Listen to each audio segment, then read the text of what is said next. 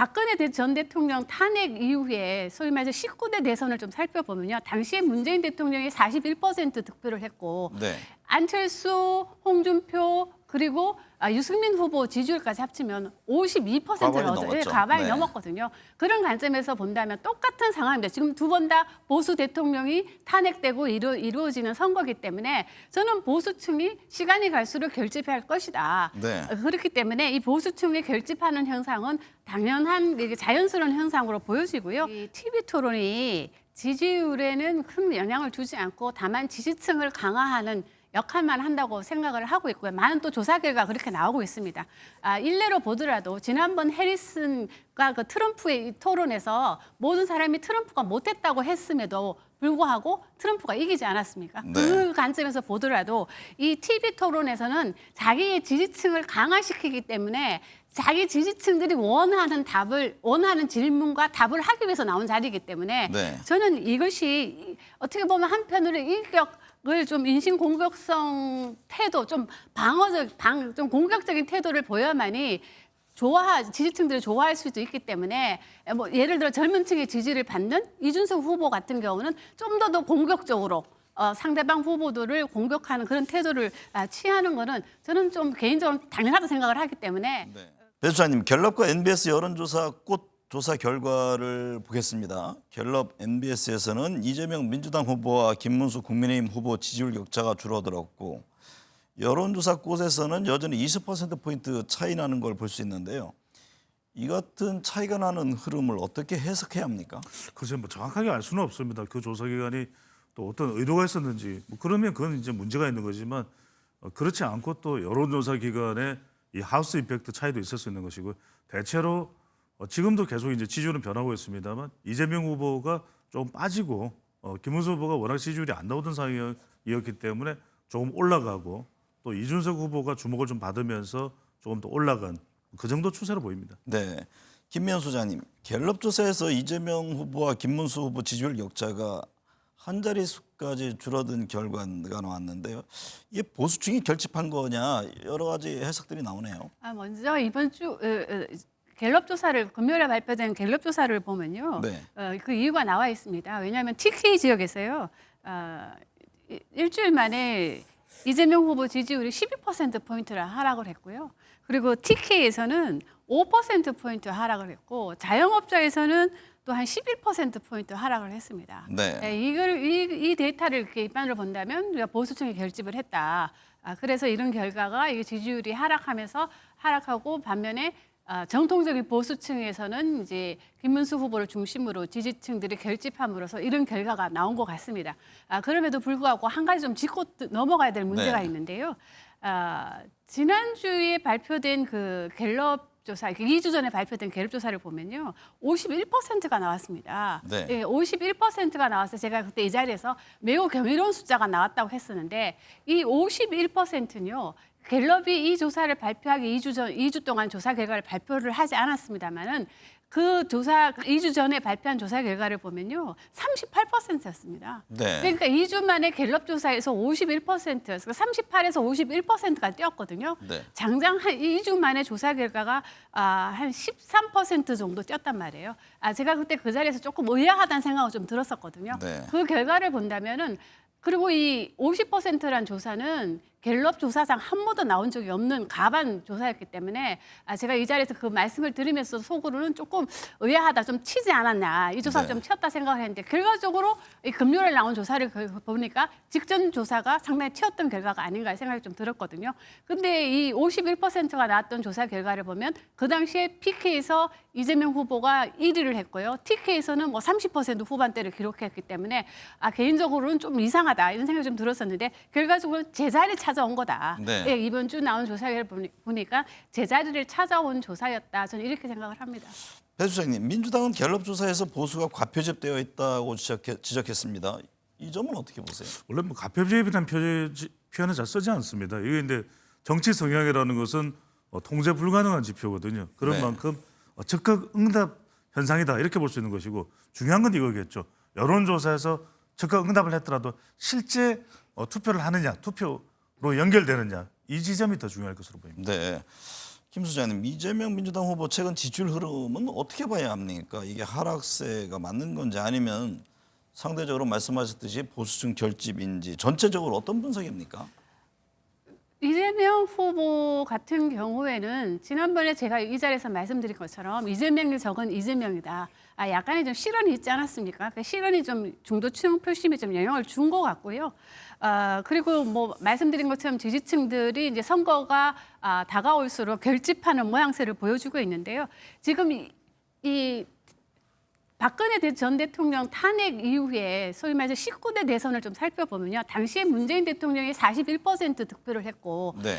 안철수, 홍준표 그리고 유승민 후보 지지율까지 합치면 52%를 과반이 얻어요. 넘었죠. 과반이 네. 넘었거든요. 그런 관점에서 본다면 똑같은 상황입니다. 지금 두 번 다 보수 대통령이 탄핵되고 이루어지는 선거기 때문에 저는 보수층이 시간이 갈수록 결집할 것이다. 네. 그렇기 때문에 이 보수층이 결집하는 현상은 당연한 이게 자연스러운 현상으로 보여지고요. 아까 말씀하신 것처럼 뭐 보수가 좀 가포집됐다 아니면 뭐 진보가 가포집됐다고 말씀하는 거는 그는 조금 저는 안 맞다는 생각이 들기 때문에 보수층 결집은 뭐 당연한 거다. 저는 그렇게 생각합니다. 배 소장님, 선거 때마다 중도층, 부동층 얘기를 하는데요. 시간이 갈수록 많이 줄어들게 되잖아요. 네.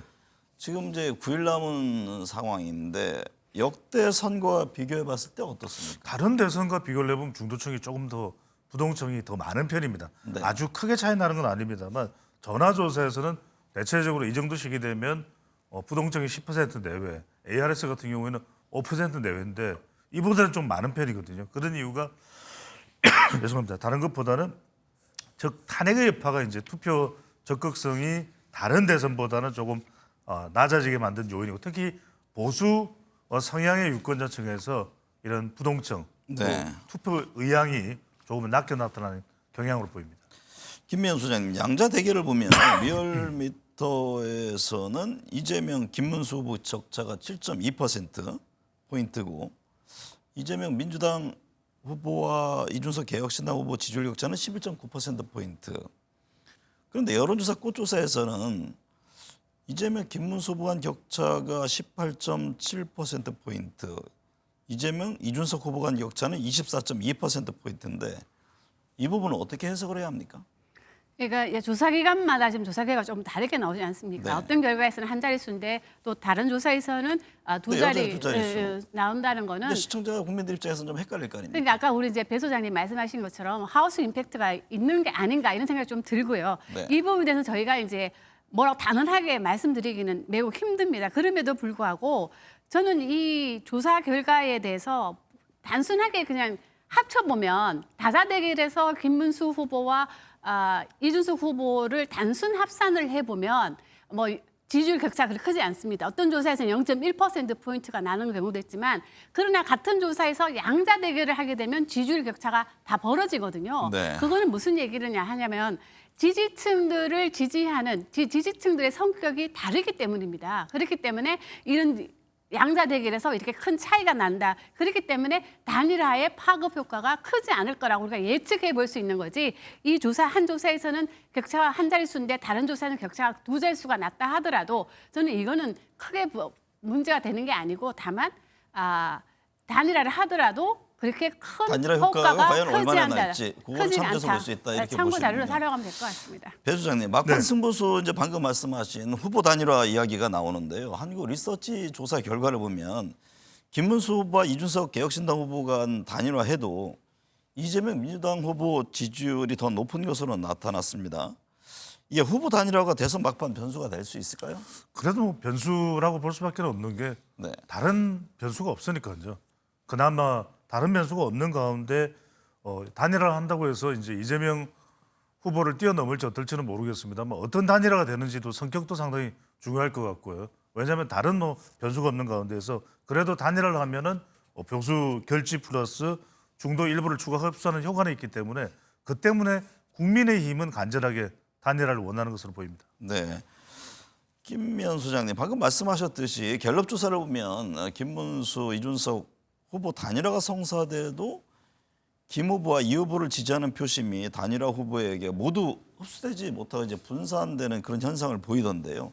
이게 어떤 점을 말하는 겁니까? 그러니까 그 이준석 후보 지지층을 보면 여론조사 결과를 보면 20대 남성, 그 30대 남성, 일부 남성들이 지지를 보내는 것으로 나타나고 있거든요. 그런데 그리고 중도층. 그런데 이 사람들이 단일화가 됐을 때 이준석 후보를 지지하는 층은 단순하게 김문수 후보 쪽으로 옮겨가는 것보다는 옮겨가는 퍼센트도 있지만 이재명 후보에게도 가고 그리고 다 무당층으로 빠지는 경향도 있기 때문에 이분들이 상당히 합쳤을 때 단순하게 합산을 하면은 비슷하게 이재명 후보를 따라잡는 것처럼 보이지만 이분들을 양자대결을 붙였을 때는 두 자리 숫자로 벌어질 수 있는 거는 지지층의 성격이 다르기 때문입니다. 왜냐하면 이재명 후보 같은 경우에는 20대 남성 그리고 60세 이상에서는 상당히 약한 면을 보여오고 있거든요. 네. 반면에 이준석 후보는 20대 남성에서 상당히 강한 면을 보여주고 있는데